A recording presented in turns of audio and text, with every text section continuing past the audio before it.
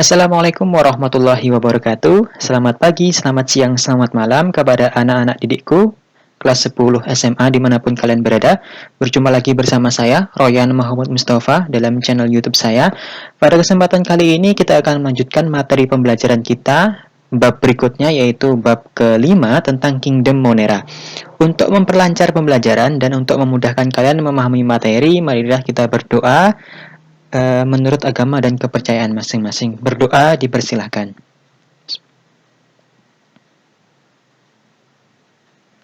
Selesai. Pada pertemuan kali ini, kita akan belajar tentang Kingdom Monera, apa saja tujuan pembelajarannya, akan terangkum dalam standar kompetensi dan kompetensi dasar. Standar kompetensinya yaitu mengidentifikasi struktur, cara hidup, reproduksi, dan peran bakteri dalam kehidupan. Kemudian, kompetensi dasarnya adalah yang pertama, kalian harus mampu mengidentifikasi karakteristik tubuh bakteri, mulai dari struktur, ukuran, bentuk, dan lain-lain. Kemudian yang kedua adalah membedakan macam-macam bakteri berdasarkan karakteristiknya dan atau pengklasifikasiannya. Kemudian yang ketiga adalah menjelaskan perkembangbiakan atau reproduksi bakteri. Kemudian yang terakhir adalah menjelaskan peran bakteri terhadap kehidupan manusia. Baik itu contoh bakteri yang menguntungkan atau bakteri yang merugikan. Langsung saja kita masuk ke dalam pembahasan Kingdom Monera. Nah, Kingdom Monera ini menurut klasifikasi oleh Robert Harding Whittaker tahun 1969 merupakan kingdom yang pertama, yang mana kingdom-kingdom berikutnya yaitu kingdom Protista, Fungi, Plantae, dan Animalia. Diletakkan dalam kingdom yang pertama karena anggota makhluk hidup dari kingdom Monera ini masih sederhana jika dibandingkan dengan kingdom-kingdom di atasnya. Istilah Monera sebenarnya berasal dari bahasa Yunani yaitu moneres yang artinya tunggal. Strukturnya sederhana, terdiri hanya dari satu sel makhluk hidup. Nah, Kingdom Monera ini secara sederhana juga disebut juga dengan istilah bakteri, yang mana bakteri berasal dari kata bakterion yang maknanya adalah batang yang sangat kecil. Nah, karena bakteri itu ukurannya sangat kecil, akan tapi lebih besar daripada virus, makanya disebut sebagai bakterion. Kemudian, apa saja ciri-ciri umum dari bakteri? Yang pertama adalah ukurannya kecil, yaitu antara 1 sampai 20 mikron. Oleh karena itu disebut sebagai mikroorganisme. Nah, dengan ukuran seperti ini, kita mustahil untuk melihatnya dengan menggunakan mata telanjang. Kita tetap harus menggunakan dengan mikroskop, akan tetapi dengan mikroskop cahaya sudah mampu untuk melihat bakteri. Akan tetapi kalau virus harus menggunakan mikroskop elektron. Kemudian ciri umum yang kedua yaitu tersusun atas satu sel atau yang disebut dengan makhluk hidup uniseluler. Kemudian yang ketiga, bentuk selnya bermacam-macam, mulai dari basil, kokus, spiral, dan lain sebagainya. Kemudian yang keempat adalah bakteri tidak memiliki membran, sehingga pada inti selnya tidak memiliki membran, sehingga disebut sebagai organisme prokaryotik. Kemudian yang kelima, organisme bakteri ini merupakan organisme yang memiliki habitat hidup yang sangat luas, mulai dari darat ada, di laut ada, di udara juga ada. Oleh karena itu disebut sebagai organisme kosmopolitan.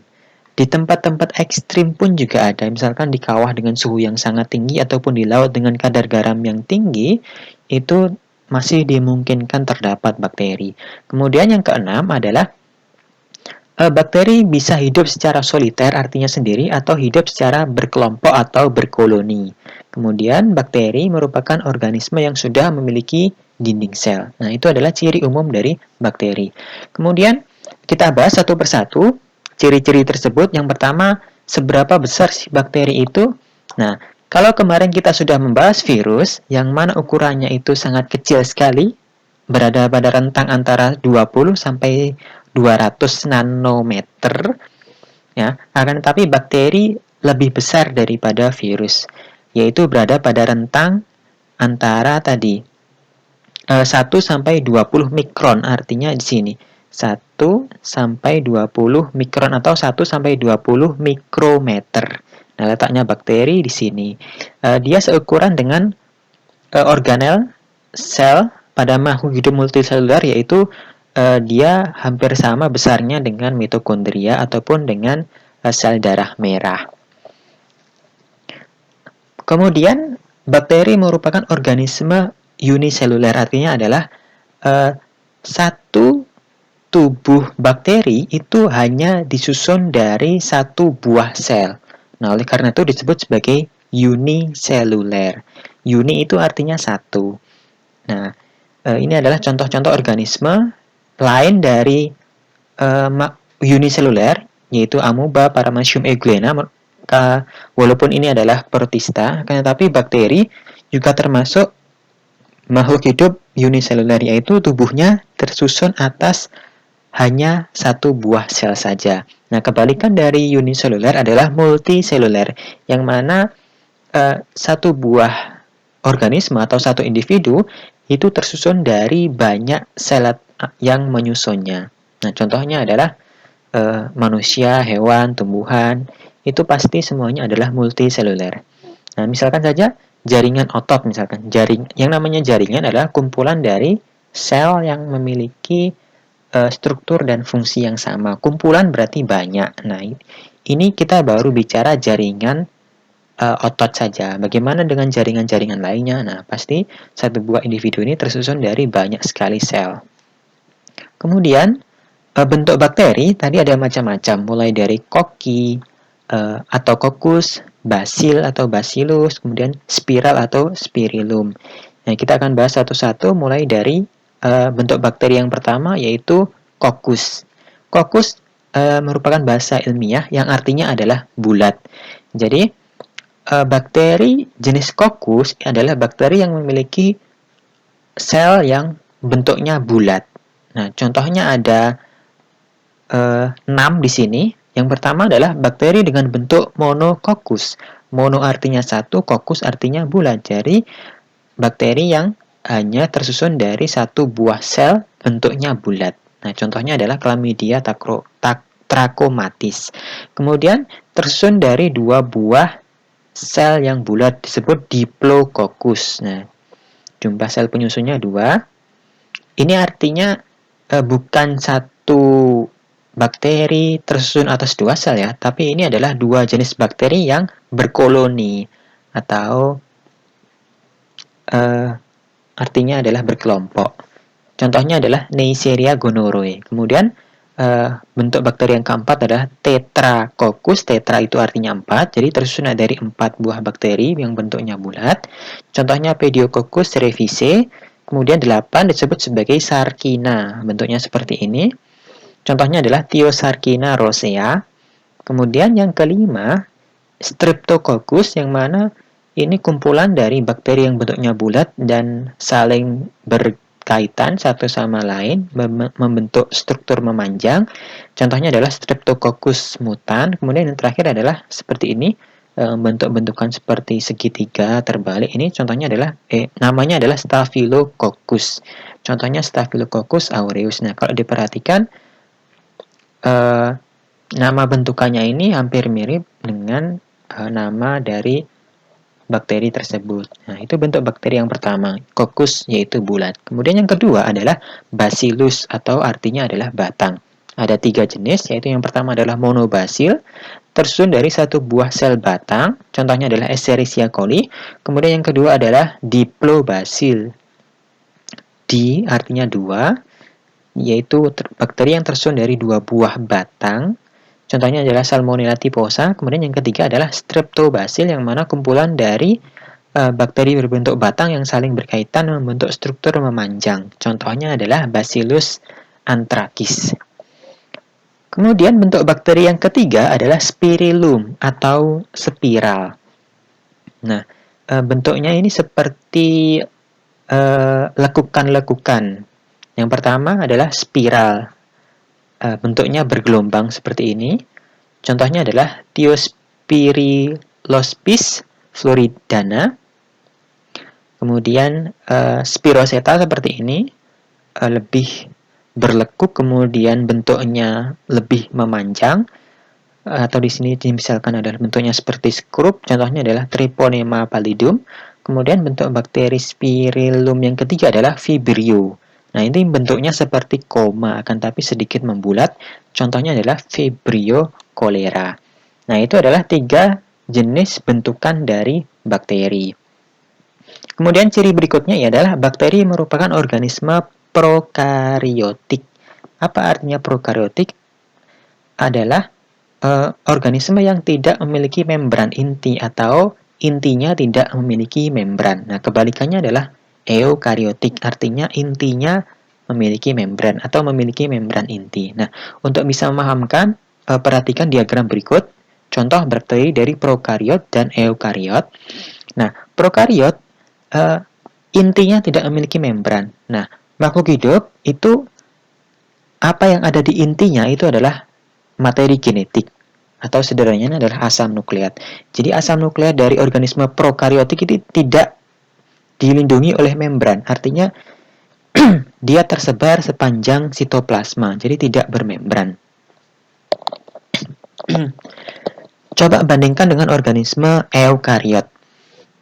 Eukariot atau organisme yang memiliki membran inti, pasti di dalam intinya ini dilindungi oleh membran atau dilingkupi oleh membran. Nah, ini adalah membrannya. Dan kumpulan membran ini melindungi nukleus atau inti sel. Nah, itu adalah perbedaan prokariot dan eukariot. Kemudian kita masuk kepada struktur bakteri. Karena bakteri merupakan makhluk hidup yang sederhana, bakteri memiliki banyak variasi. Jadi ada bakteri yang memiliki struktur yang sederhana, ada bakteri yang memiliki struktur sedikit lebih kompleks. Nah, kita bahas dulu struktur umum bakteri. Struktur umum ini artinya adalah hampir semua bakteri memiliki struktur umum tersebut. Apa saja struktur umumnya? Kita bahas mulai dari luar, yaitu dinding sel. Dinding sel merupakan organel yang terletak paling luar dari bakteri.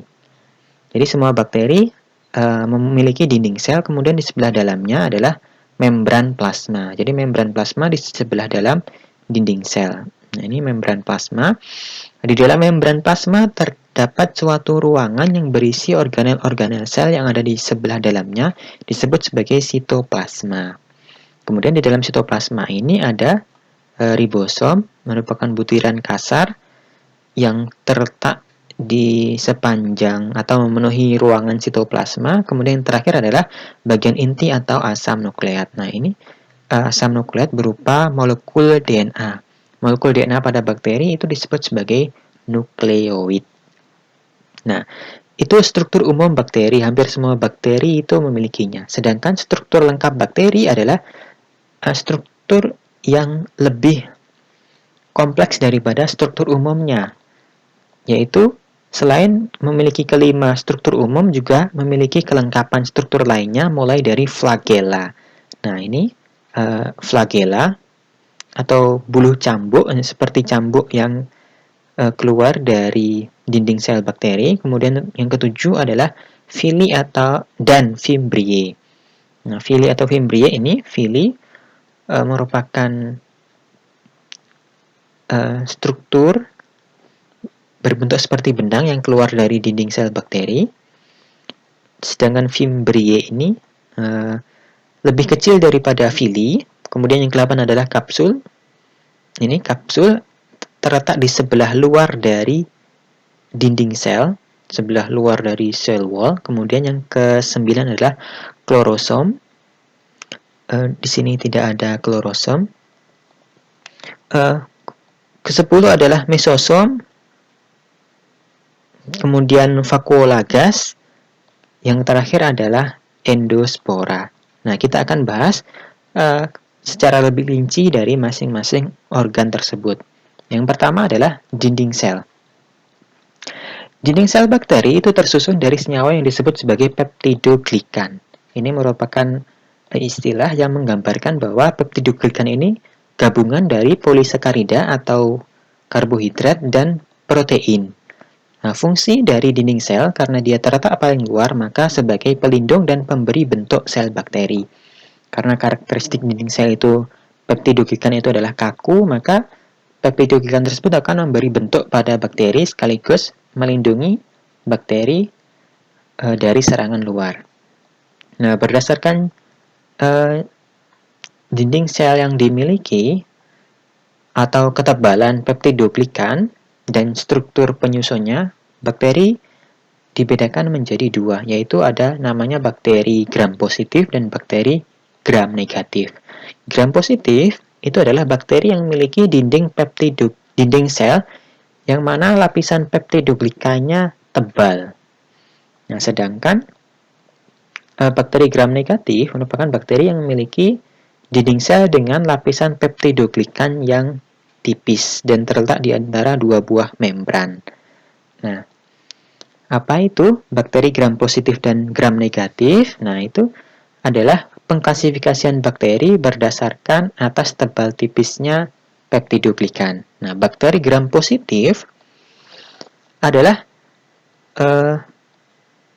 dihasilkan dari bakteri dengan warna yang biru jika dilihat di bawah citra mikroskop atau ungu.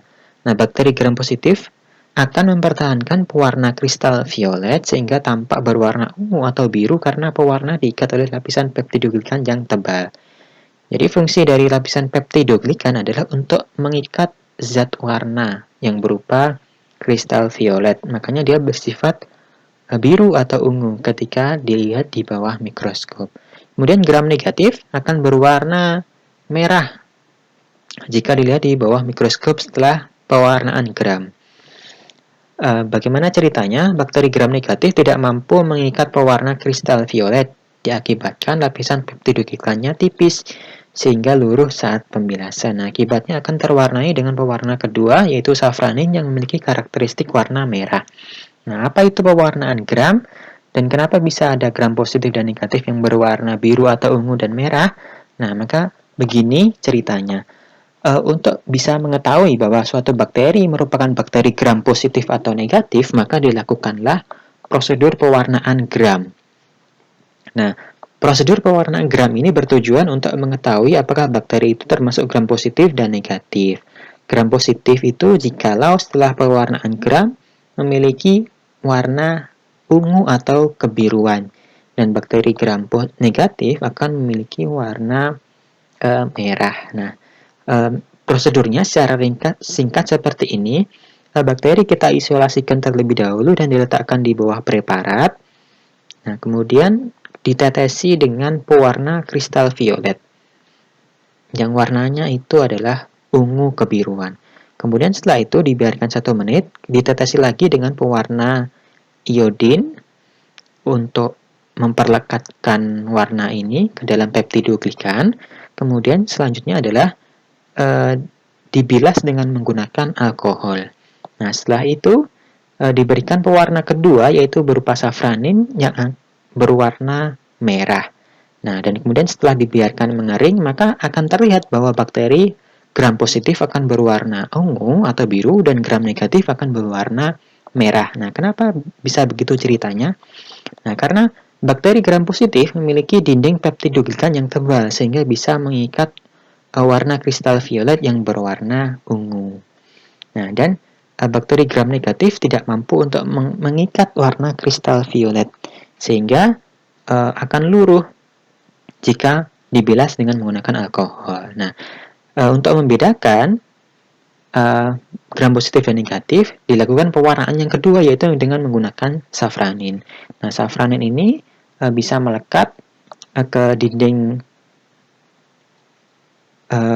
ke membran plasma bagian luar yang berupa lapisan lipopolisakarida yang akan memberikan citra berwarna merah. Nah, itu akan membedakan bakteri gram positif dan gram negatif.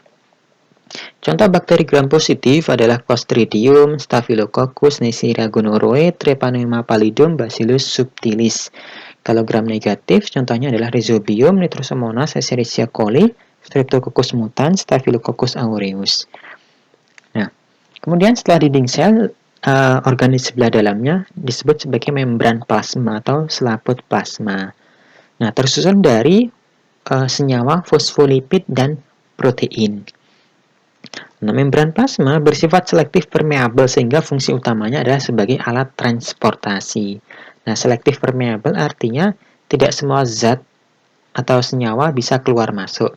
Yang mengatur adalah membran plasma yang strukturnya seperti ini, tersusun dari fosfolipid dan protein. Ini adalah lapisan fosfolipidnya. Fosfolipid bersifat hidrofobik, ya artinya tidak tercampur oleh air. Kemudian juga terdapat protein. Ini protein intrinsik, ini ada protein ekstrinsik yang berfungsi untuk mengatur lalu lintas keluar masuknya zat. Nah, fungsi membran plasma yaitu alat pengatur keluar masuknya zat, alat transfer proton dan elektron, kemudian tempat pembentukan mesosom. Itu lekukan ke dalam dari membran plasma. Nah, kemudian organel berikutnya kita punya sitoplasma, yaitu ruang yang ada di sebelah dalam membran plasma yang berisi organel-organel sel, bakteri, dan senyawa yang dibutuhkan oleh sel. Nah, jadi di sebelah dalam membran sel ini ada selaput tipis yang membentuk ruang yang ada di dalam sel disebut sebagai sitoplasma. Nah, ruang tersebut berisi organel sel yang ada di dalam dan juga senyawa-senyawa yang dibutuhkan oleh sel untuk melakukan metabolisme. Nah, kemudian di sitoplasma terdapat ribosom, yaitu organel sel yang berupa butiran yang tersebar mengisi sitoplasma. Nah, fungsinya ribosom ini kecil dan tersebar di sitoplasma. Fungsinya adalah sebagai tempat sintesis atau proses pembentukan protein. Nah, kemudian yang berikutnya yaitu bahan inti. Bahan inti ini adalah bagian yang tersusun atas asam nukleat, yang mana asam nukleatnya bakteri adalah molekul DNA. Nah, molekul DNA-nya bakteri berupa rantai tunggal atau disebut sebagai ssDNA, atau kepanjangan dari single strand DNA, yaitu DNA rantai tunggal, yang disebut sebagai nukleoid. Nah, beberapa bakteri ada yang memiliki DNA yang bentuknya sirkuler atau melingkar, yang disebut sebagai plasmid. Nah, fungsi dari bahan inti atau DNA adalah sebagai pengatur seluruh aktivitas sel. Sedangkan plasmid ini lebih berfungsi ke resistensi bakteri terhadap antibiotik. Kemudian, struktur tambahan bakteri, kita punya flagella. Nah, flagella itu, flagella adalah bulu cambuk, merupakan struktur berupa mikrotubul berbentuk batang atau spiral yang menonjol dari dinding sel. Nah, jadi seperti ini contohnya, flagella seperti cambuk yang keluar dari dinding sel. Flagel berfungsi sebagai alat gerak bakteri. Jadi, flagel ini, kalau sederhananya kita analogikan sebagai seekor berudu ya, atau kecebong. Nah, ekor kecebong itu ibaratkan flagel yang akan memberikan efek gerakan sehingga bakteri bisa bergerak. Nah, berdasarkan flagel, bakteri dibedakan menjadi 5 jenis. Yang pertama adalah atrik, yang mana bakteri tersebut tidak memiliki flagel sama sekali. Kemudian disebut sebagai monotrik. Mono itu artinya satu, sehingga hanya memiliki satu flagel di salah satu ujung. Nah, ini ada satu flagel di salah satu ujung. Kemudian bakteri lofotrik merupakan bakteri yang memiliki beberapa flagel di salah satu sisi atau di salah satu ujung. Jadi ada banyak tapi di salah satu ujung saja. Itu lofotrik. Kemudian amfitrik itu hanya memiliki memiliki satu atau lebih flagel, akan tapi ada di kedua ujung. Jadi di ujung satu dan ujung lainnya ada flagelnya, baik itu satu ataupun lebih. Kemudian yang terakhir adalah peritrik. Peritrik adalah bakteri yang memiliki banyak flagel di seluruh permukaan tubuhnya. Struktur tambahan bakteri berikutnya yaitu villi dan fimbriae. Nah, jadi selain flagel, villi dan fimbriae juga berfungsi untuk memungkinkan bakteri untuk bergerak. Villi, kalau tunggal disebut villus, merupakan struktur menyerupai flagella, akan tetapi lebih pendek, kaku, dan diameternya lebih kecil. Villi berbentuk filamen halus yang berada pada permukaan tubuh bakteri, gram negatif. Fungsinya adalah sebagai perlekatan antar bakteri saat melakukan reproduksi seksual atau konjugasi. Kemudian fimbriae Ini contohnya villi seperti ini, dia lebih halus dan lebih pendek dari flagel. Fimbriae memiliki struktur mirip dengan villi, akan tetapi dengan ukuran yang lebih pendek. Jadi kalau villi ini panjang, tapi tidak sepanjang flagel, kalau Fimbriae lebih halus lagi, lebih kecil dan lebih pendek daripada villi. Organel tambahan berikutnya yaitu kapsul. Kapsul adalah lapisan tambahan bagian luar yang terdapat pada bakteri yang tersusun atas karbohidrat, protein, lemak, atau lendir. Nah, jadi kapsul secara struktur terletak di sebelah luar dari dinding sel. Nah, fungsi utama dari kapsul adalah sebagai organel pelindung. Selain dinding sel, kapsul juga berfungsi untuk melindungi sel. Nah, ini fungsinya sebagai alat perlindungan dan pertahanan, pencegah bakteri dari kekeringan, membantu perlekatan bakteri dengan substrat atau inang, kemudian terakhir sebagai sumber makanan jikalau kondisinya tidak memungkinkan. Kemudian organel tambahan berikutnya yaitu klorosom. Nah, klorosom adalah kloroplas pada bakteri yang mengandung pigmen fotosintesis. Jadi tidak hanya tumbuhan yang memiliki pigmen fotosintesis, akan tapi mulai dari Kingdom Monera, mulai dari bakteri pun sudah ada yang memiliki kloroplas atau organel fotosintetik yang disebut sebagai klorosom. Nah, biasanya merupakan bakteri yang habitatnya di perairan, baik itu di air tawar maupun air laut. Nah, klorosom ini letaknya di sebelah dalam dari membran plasma dan dia terletak di pinggir ya, di pinggir-pinggir dari sitoplasma seperti ini. Nah, klorosom terdapat pada bakteri fotoautrotrof, artinya bakteri yang menghasilkan makanan sendiri dengan bantuan cahaya dan terletak di bawah membran plasma. Kemudian berikutnya itu mesosom. Mesosom merupakan penonjolan dari membran sel ke arah sitoplasma. Nah, seperti ini mesosom. Jadi membran plasma ini mengalami modifikasi menjorok ke arah sitoplasma, membentuk suatu lekukan yang disebut sebagai mesosom, berfungsi sebagai penghasil energi pada bakteri. Nah, selain itu, fungsinya adalah sebagai pembentuk dinding sel baru pada saat terjadinya pembelahan dan menerima DNA saat bakteri melakukan konjugasi. Nah, jadi mesosom ini selain penghasil energi juga akan berperan pada saat terjadinya pembelahan bakteri. Badan inklusi adalah organel tambahan yang menyimpan makanan untuk digunakan pada saat yang tidak menguntungkan. Jadi ini badan inklusi atau inclusion body. Dalam bakteri, badan inklusi ini memiliki dua buah macam, yaitu ada yang disebut sebagai granula penyimpanan, yaitu sebagai penyimpan cairan makanan atau berada dalam bentuk vakuola gas, yaitu gelombang udara yang ada di sitoplasma sebagai pengatur pergerakan bakteri air agar berada pada permukaan agar mendapatkan cahaya untuk fotosintesis. Kemudian struktur tambahan berikutnya yaitu endospora. Nah, endospora ini adalah ketika bakteri itu dorman atau artinya istirahat karena kondisi yang tidak menguntungkan. Nah, mengapa bakteri membentuk endospora? Karena bakteri berada pada kondisi ekstrim yang mana tidak mampu untuk mendapatkan makanan. Endospora tersebut terbentuk di dalam sel bakteri jika kondisi tidak menguntungkan. Nah, endospora ini hanya dibentuk oleh bakteri gram positif. Endospora ini berisi sedikit sitoplasma, kemudian bahan inti dan ribosom. Dinding endospora yang tebal melindungi bakteri dari kondisi ekstrim, dan jika lingkungan sudah mendukung, maka endospora ini akan membentuk bakteri yang baru.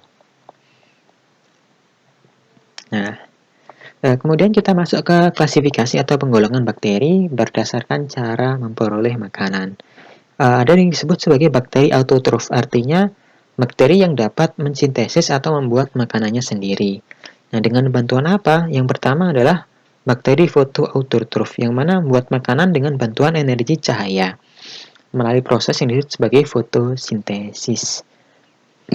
Kenapa bakteri bisa melakukan fotosintesis? Karena memiliki pigmen fotosintesis yang berupa bakterioviridin atau bakterioklorofil yang berwarna hijau, dan bakteriopurpurin yang berwarna ungu. Nah, contohnya bakterinya apa? Contohnya adalah Thiocystis itu berwarna hijau dan Chromatium berwarna ungu. Kemudian bakteri chemoautotrof atau lithoautotrof yang mana mendapatkan bahan anorganik sebagai membantu membentuk makanan. Nah, biasanya merupakan bakteri tanah, contohnya adalah Gallionella, mengubah Fe2+ menjadi Fe3+, kemudian bakteri siklus nitrogen. Nah, misalkan Anabaena, Rhizobium, Nostoc, Azotobacter, Nitrobacter, dan lain-lain. Nah, berikutnya adalah penggolongan bakteri berdasarkan cara memperoleh makanan. Yang kedua, yaitu bakteri heterotrof. Nah, heterotrof merupakan kebalikan dari autotrof, yang mana kalau autotrof itu mampu menghasilkan makanannya sendiri, kalau heterotrof ini merupakan bakteri yang tergantung pada organisme lain atau bakteri yang mengambil senyawa organik dari organisme lain. Penggolongannya adalah yang pertama adalah bakteri saprofit, merupakan bakteri yang bahan organiknya itu berasal dari makhluk hidup yang sudah mati. Jadi bakteri saprofit ini akan menguraikan makhluk hidup yang sudah mati. Contohnya adalah Escherichia coli, Mycobacterium ini menguraikan sampah, Methanobacterium amelanski itu menguraikan asam cuka, Desulfovibrio itu pengurai sulfat, dan Clostridium sporaceus yang itu mengurai asam amino. Kemudian jenis bakteri heterotrof yang kedua yaitu bakteri parasit. Nah, parasit itu artinya merugikan, yaitu bakteri yang hidup dengan melakukan infeksi atau menjangkiti makhluk hidup lain sehingga menimbulkan penyakit. Jadi dia hidup dengan menjangkiti atau menimbulkan penyakit pada organisme lain. Dia tergantung pada organisme lain. Nah, bakteri parasit disebut juga sebagai bakteri patogen atau bakteri yang menyebabkan penyakit. Contohnya adalah Mycobacterium tuberculosis yang mana menyebabkan penyakit TBC, dan Bacillus anthracis yang menyebabkan penyakit antraks pada ruminansia. Nah, ini contohnya Mycobacterium tuberculosis. Nah, penggolongan bakteri berikutnya yaitu berdasarkan atas kebutuhan oksigen. Dibedakan menjadi dua, yaitu bakteri aerob dan bakteri anaerob. Aerob itu artinya dia membutuhkan oksigen untuk bisa hidup. Contohnya adalah bakteri-bakteri pada siklus nitrogen, yang mana contohnya adalah Azotobacter, Nitrosomonas, Nitrosococcus, dan lain sebagainya. Kemudian bakteri anaerob yang mana tidak membutuhkan oksigen, yaitu dia melakukan proses fermentasi. Nah, ada dua buah jenis bakteri anaerob, yang mana anaerob obligat itu hanya dapat hidup tanpa oksigen, atau jikalau ada oksigen maka dia akan mati. Jadi oksigen bersifat racun. Contohnya adalah Micrococcus denitrificans dan Clostridium botulinum. Satu lagi adalah Clostridium tetani.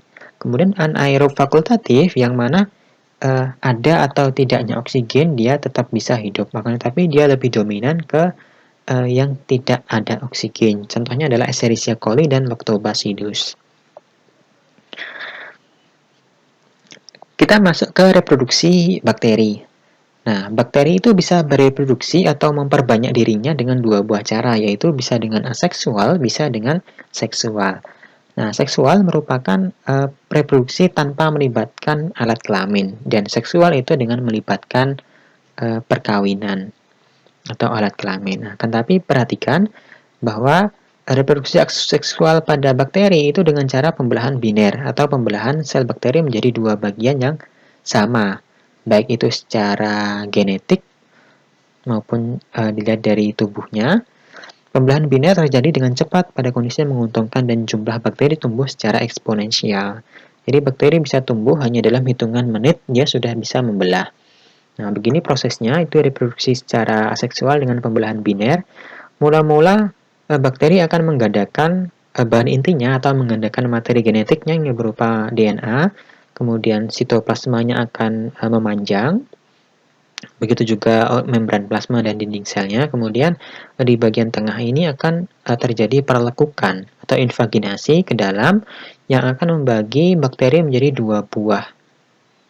Nah, setelah itu masing-masing bakteri akan memiliki organel dan bahan genetik yang sama. Nah, jadi konsekuensi dari pembelahan biner adalah karakteristik bakteri yang dihasilkan akan memiliki sifat yang sama. Kemudian reproduksi seksual ada 3 buah. Nah, tetapi perlu diperhatikan, reproduksi seksual pada bakteri itu tidak melibatkan sel gamet. Walaupun namanya adalah seksual, tapi tidak melibatkan sel gamet atau sel kelamin. Dan juga tidak terjadi fusi atau peleburan gamet jantan dan gamet betina. Nah, tetapi hanya berupa perpindahan atau pertukaran materi genetik. Nah, jadi itulah karakteristik reproduksi seksual pada bakteri, yaitu hanya terjadi pertukaran atau perpindahan materi genetik. Nah, proses perpindahan terjadi antar bakteri dikenal dengan istilah paraseksual atau rekombinasi genetik. Dengan adanya rekombinasi genetik tersebut, maka bakteri akan memiliki variasi materi genetik. Nah, dengan 3 cara, yaitu dengan cara transformasi, transduksi, dan konjugasi. Yang pertama adalah dengan cara transformasi, yaitu merupakan masuknya DNA bebas ke dalam sel bakteri. Nah, begini prosesnya. Transformasi terjadi apabila ada fragmen DNA dari luar. Ini bisa berupa DNA asing maupun fragmen DNA dari bakteri yang sudah mati. Ini apabila mengalami kecocokan akan masuk ke dalam tubuh dari bakteri, masuk ke dalam sitoplasma. Dan akan dikenali apakah itu bisa terjadi rekombinasi atau tidak. Jika terjadi rekombinasi, maka akan bergabung dengan DNA dari bakteri. Jikalau tidak cocok, mengalami kecocokan, maka akan didegradasi. Nah, itu kalau bakterinya berupa bahan genetiknya berupa fragmen DNA yang bisa bergabung ke dalam nukleoid DNA dari bakteri. Kalau berupa DNA plasmid, ini berasal dari bakteri yang sama, maka akan masuk begitu saja. Karena proses transformasi ini terjadi pada jenis bakteri yang sama. Contohnya adalah Streptococcus pneumoniae, Neisseria gonorrhoeae, dan Bacillus, satu lagi, dan Rhizobium. Itu yang pertama dengan transformasi. Kemudian yang kedua dengan transduksi, yaitu proses perpindahan materi genetik dari satu bakteri ke bakteri lain dengan perantara berupa bakteriofag atau virus yang menyerang bakteri. Ingat pelajaran kita pada bab berikutnya tentang bakteriofag. Ketika virus menginfeksi bakteri, maka virus itu mengandung atau memungkinkan membawa materi genetik dari bakteri yang sudah mati. Dan jikalau virus tersebut itu bergabung dengan bakteri dengan jenis yang sama, maka bahan genetik atau materi genetik dari bakteri yang lain tersebut, yang jenisnya sama tersebut akan dikenali dan akan bergabung dengan materi genetik dari bakteri tersebut, sehingga terjadi proses transduksi. Nah, virus menginfeksi dan bakteri tidak mati, berarti virus ini menginfeksi dengan menggunakan daur lisogenik. Contohnya adalah bakteri Escherichia coli dengan perantara bakteriofag alpha. Kemudian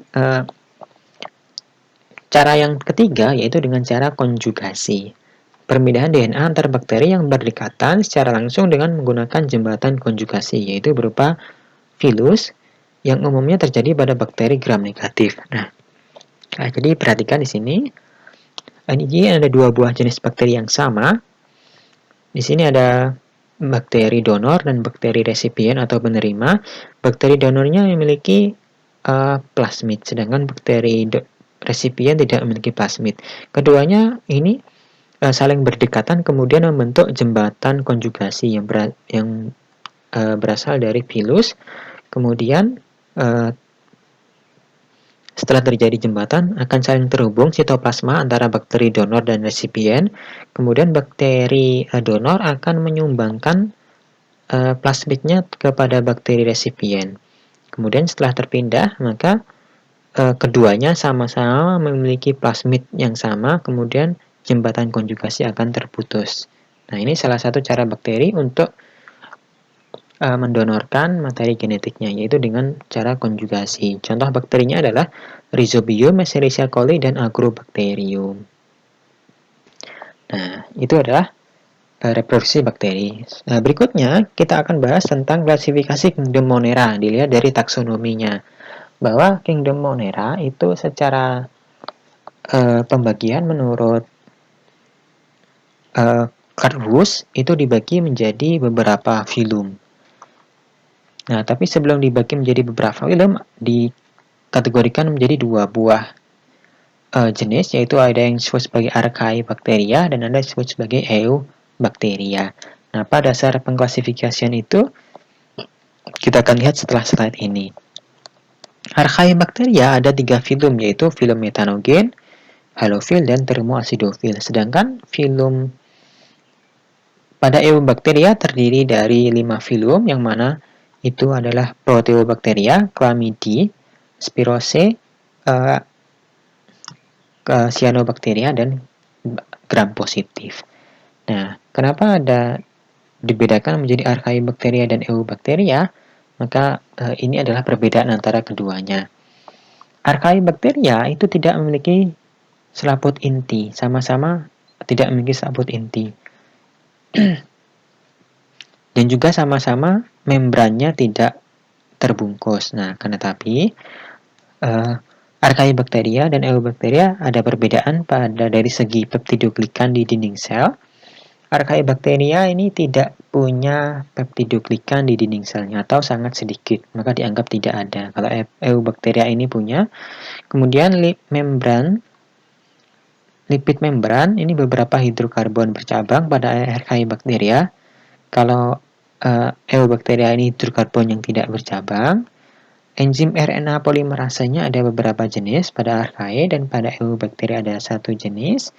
Asam amino inisiator untuk permulaan sintesis protein, Archaea beberapa metionin, kalau EU beberapa formyl metionin. Intron itu merupakan gen yang tidak diekspresikan menjadi protein. Pada Archaebacteria ini ada, dan pada Eubacteria ini tidak ada. Kemudian respon terhadap antibiotik, Archaebacteria tidak terhambat, dan Eubacteria ini pertumbuhannya terhambat. Nah, kemudian kita masuk ke klasifikasi Archaebacteria yang pertama, yaitu bakteri metanogen. Nah, metanogen merupakan jenis bakteri pengurai atau dekomposer gas hidrogen dan karbon dioksida atau asam asetat menjadi gas metana. Nah, proses tersebut terjadi secara anaerob atau tanpa adanya oksigen. Contohnya adalah Methanobacterium, Methanopyrus candleri, dan Methanobrevibacter smithii. Yang kedua yaitu halofil. Halofil merupakan bakteri yang memiliki habitat dengan kadar garam yang sangat tinggi, yaitu 2 molar sampai 10 molar lebih tinggi daripada air laut, memiliki kadar garam yang tinggi. Contohnya adalah Halobacterium, Haloverax, Halococcus, Haloterigena, dan Haloarcula. Yang ketiga adalah termoacidofil. Nah, termoacidofil berasal dari dua kata, yang mana termofil atau suhu tinggi dan acidofil yaitu asam tinggi. Sehingga bakteri termoacidofil merupakan bakteri yang hidup pada lingkungan yang suhunya tinggi dan juga asamnya sangat rendah, dengan pH lebih kecil daripada 2. Contohnya adalah Sulfolubulus, Thermoplasma, Pyrococcus furiosus, dan Haliciclobacillus. Nah, itu adalah klasifikasi dari Archaebacteria. Sedangkan klasifikasi dari Eubacteria yang pertama adalah Proteobacteria. Merupakan filum bakteri yang memiliki anggota yang paling banyak jenisnya, tetapi hanya berasal dari moyang yang sama. Nah, filum Proteobacteria dibagi menjadi 6 kelas, yaitu Alpha Proteobacteria, Beta Proteobacteria, Gamma Proteobacteria, Delta Proteobacteria, Epsilon Proteobacteria, dan Zeta Proteobacteria. Kemudian yang kedua yaitu Chlamydia, merupakan filum bakteri dengan ukuran kecil dan hidup sebagai parasit. Chlamydia mengalami bentuk sebagai bahan dasar atau di luar tubuh inang, dan badan inisial di dalam tubuh inang. Contohnya Chlamydia psittaci dan Chlamydia trachomatis. Nah, ini contohnya. Nah, kemudian Spirochetes merupakan film bakteri berbentuk spiral dan chemo-autotroph anaerob. Nah, bentuknya seperti ini, spiral, memiliki filamen aksial yang berfungsi untuk membuat gerakan menjadi berputar. Contohnya Treponema pallidum yang menyebabkan penyakit sifilis dan Leptospira interrogans yang menyebabkan penyakit leptospirosis. Kemudian bakteri yang berikutnya yaitu penggolongan Cyanobacteria yang disebut sebagai bakteri ganggang hijau biru. Ya. Bakteri jenis ini merupakan bakteri yang memiliki pigmen fotosintetik. Dulunya merupakan protista, mirip tumbuhan akan tapi dikeluarkan karena strukturnya yang sederhana. Nah, sel Cyanobacteria memiliki struktur seperti sel tumbuhan namun prokaryotik. Nah, sel-sel tersebut bergabung membentuk struktur filamen yang disebut hormogonium atau trichoma. Nah, ini salah satu contohnya adalah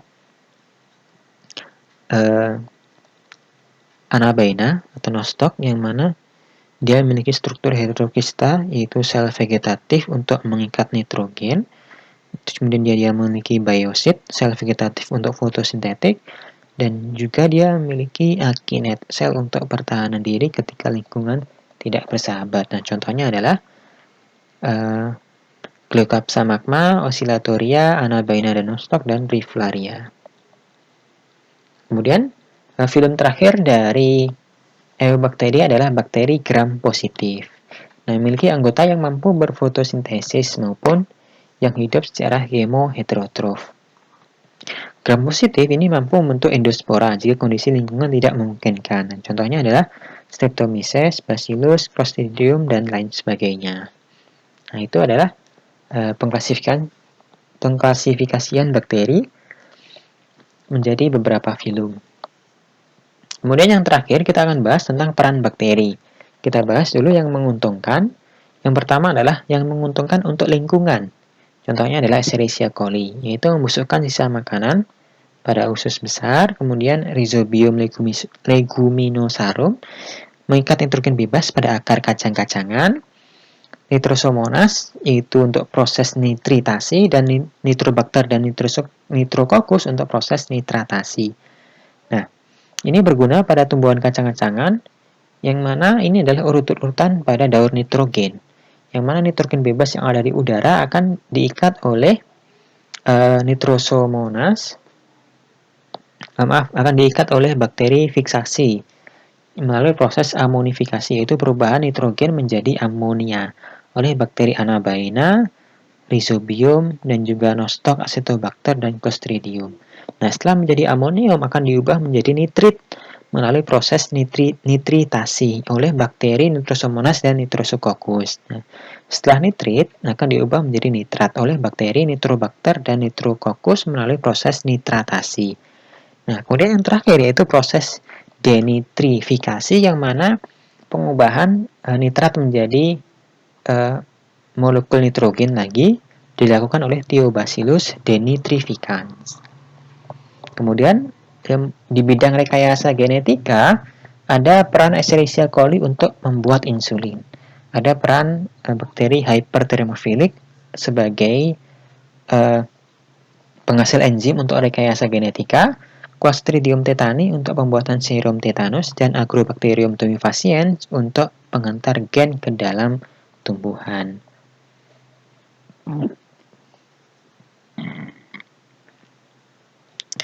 Peran bakteri dalam pembuatan antibiotik. Ada Streptomyces griseus untuk membuat antibiotik streptomycin, Streptomyces venezuelae untuk membuat chloramphenicol, Streptomyces aurofaciens untuk membuat auramycin atau tetracycline. Kemudian ada Bacillus polymixa untuk membuat polymyxin. Kemudian dalam pembuatan makanan ada Lactobacillus casei yang membantu membuat keju dan yogurt. Ada juga Lactobacillus bulgaricus hanya untuk membuat yogurt. Untuk membuat nata de coco dan asam cuka diperlukan bakteri Acetobacter psyllium. Streptococcus thermophilus untuk membuat keju dan mentega, begitu juga Streptococcus lactis, dan ada Spirulina untuk membuat protein sel tunggal yang sangat bagus untuk tubuh. Kemudian yang berperan dalam bioremediasi atau pemulihan lingkungan dari kondisi yang tidak bagus menjadi kondisi yang optimal. Ada Thiobacillus peroxida, yaitu mengurai biji besi, Xanthomonas campestris, pengurai tumpukan hidrokarbon di air, Methylococcus capsulatus untuk pengurai plastik, Bacillus thuringiensis untuk pembuatan biopestisida. Begitu juga Pasteuria penetrans. Nah, itu adalah bakteri yang menguntungkan. Sedangkan bakteri yang merugikan ada sangat banyak sekali. Yang pertama adalah yang untuk merugikan untuk manusia. Di sini ada banyak sekali. Saya ambil-ambil yang populer saja, sering dialami, yaitu penyakit tifus itu disebabkan oleh Salmonella typhosa. Penyakit TBC disebabkan oleh bakteri Mycobacterium tuberculosis. Tetanus ini disebabkan oleh Clostridium tetani.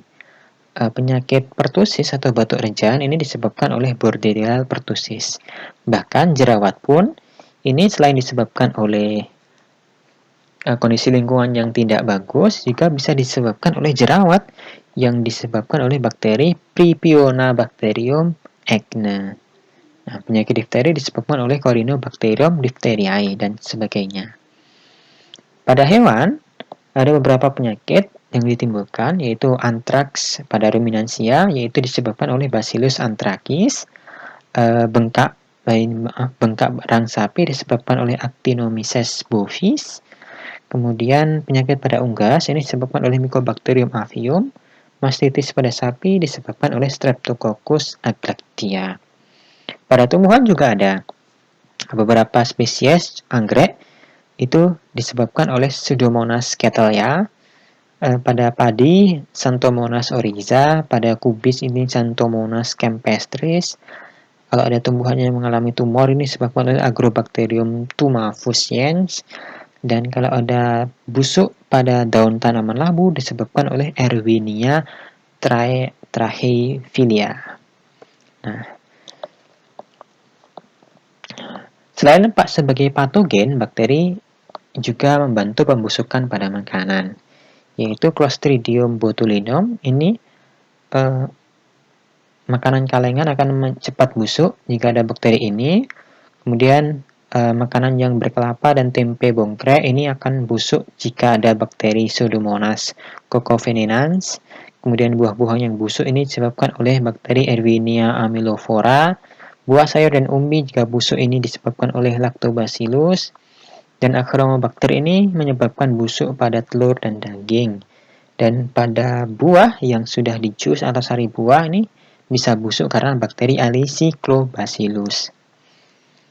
Nah, cukup sekian pertemuan kita untuk membahas bakteri atau Kingdom Monera. Saya harap kalian paham. Jika kalian belum paham, kalian bisa menanyakan di kolom komentar atau bertanya langsung kepada saya.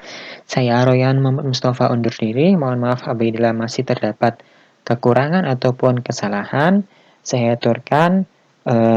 Terima kasih atas perhatiannya dan atensinya. Assalamualaikum warahmatullahi wabarakatuh.